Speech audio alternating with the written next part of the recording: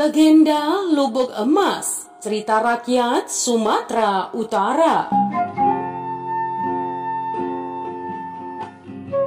Iya teman, dikisahkan jika legenda Lubuk Emas tentang kesetiaan seorang putri raja kepada kekasihnya. Namun hal itu ditolak mentah-mentah oleh ayahnya yang ingin menjodohkan dia dengan seorang pangeran dari negeri seberang.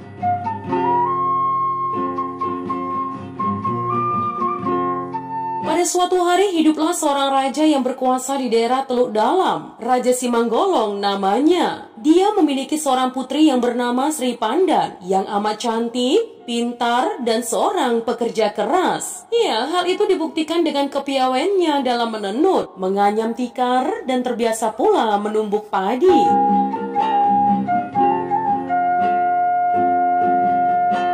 Sri Pandan begitu terkenal karena kecantikannya. Semua pemuda, baik rakyatnya ataupun rakyat negeri seberang, mengetahui bahwa Sri Pandan merupakan seorang putri yang sempurna. Oleh karena itu teman, sang ayah ingin sekali putrinya mendapatkan seorang suami yang sama derajatnya dan pantas untuk menjadi menantunya. Iya, dia berharap ada pangeran dari negeri lain yang meminang putrinya agar persahabatannya dengan negeri lain semakin luas dan terjalin dengan baik.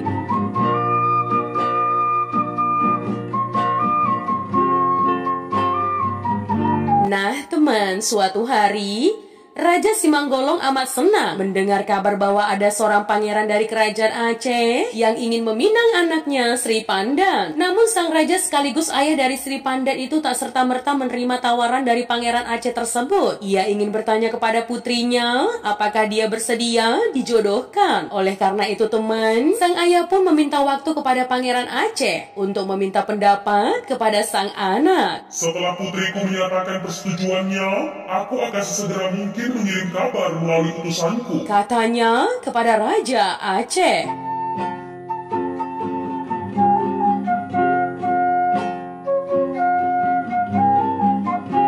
Setelah itu, akhirnya utusan dari kerajaan Aceh pulang. Raja Simanggolong langsung memberikan kabar itu kepada putrinya. Putriku, seorang pangeran dari Aceh telah melamarmu. Engkau akan dinikahi olehnya. Sungguh aku sangat bahagia jika engkau mau menikah dengan pangeran itu dan menjadi permaisurinya. Bagaimana menurutmu putriku? Kata sang raja.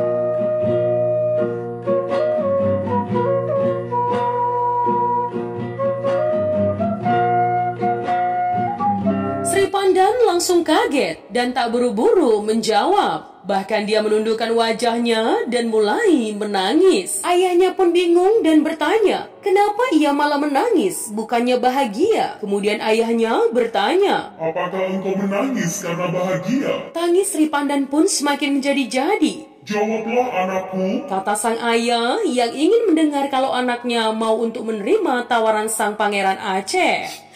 Maafkan aku ayah, aku mohon ampun. Bukannya aku ingin menjadi anak yang tidak mengikuti perintah orang tua dengan menerima tawaran tersebut.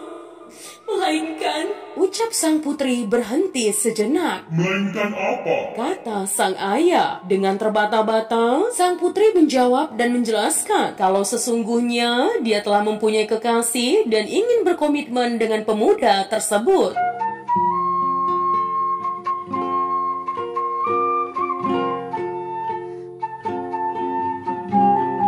Siapa pemuda itu? Kata sang ayah. Hobatan ayah, kata sang putri. Apa? Sang ayah terkejut mendengar kabar itu. Maksudmu, Hobatan pembantu setia kita itu?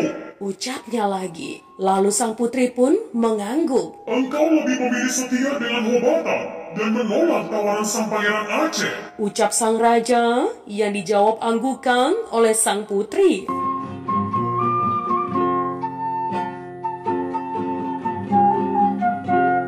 Sang ayah semakin sakit hati dan merasa kecewa kepada sang anak. Lalu dia kembali berujar kepada sang anak. Terimalah lamaran putra mahkota kerajaan Aceh.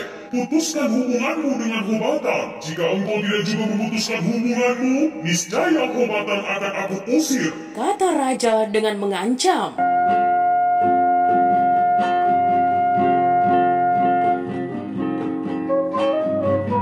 Sri Pandan lalu langsung menemui Hobatan. Dia menceritakan semua kejadian yang telah disampaikan ayahnya. Lalu dia mengajak untuk kabur bersama Hobatan dan meninggalkan istana. Namun Hobatan dengan berat hati menolak tawaran sang putri dan malah menyarankan untuk menerima tawaran sang Raja Aceh. Betapa terkejutnya sang putri mendengar ucapan Hobatan. Dia merasa kecewa dan berkata, "Baiklah, kalau itu maumu. Lebih baik aku mati terjun ke lubuk dibandingkan harus menikah dengan seseorang yang tidak aku cintai. Ketahuilah kekasihku, aku akan selalu setia dan cinta kepadamu." Hobatan pun semakin bimbang. Tetapi dia tetap menyarankan untuk sang putri menerima tawaran sang pangeran Aceh dan mengurungkan rencana anehnya itu dan menjadi istri dari sang raja.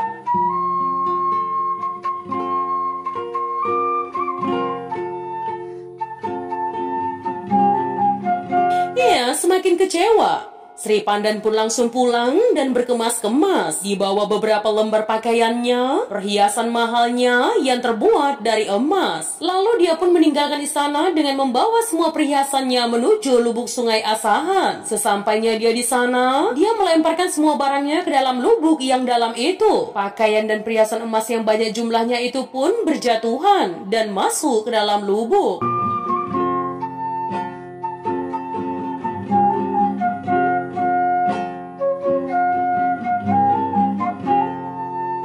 Tak beberapa lama Sri Pandan pun berujar, tidak akan ada lagi perempuan cantik di kerajaan ini. Selesai berujar, Sri Pandan lantas menerjunkan dirinya ke dalam lubuk, membawa cinta dan kesetiaannya. Lalu seluruh kerajaan pun gempar karena tidak dapat menemukan sang putri. Lalu sang raja pun memanggil Hobatan. Di hadapan sang raja, Hobatan pun bercerita kepada sang raja bahwasanya dia telah menyarankan untuk menikahi sang pangeran Aceh. Namun sang putri malah mengancam untuk terjun ke lubuk dibandingkan harus menikah dengan lelaki yang tidak dicintainya. Raja Simanggolang amat menyesali tindakannya.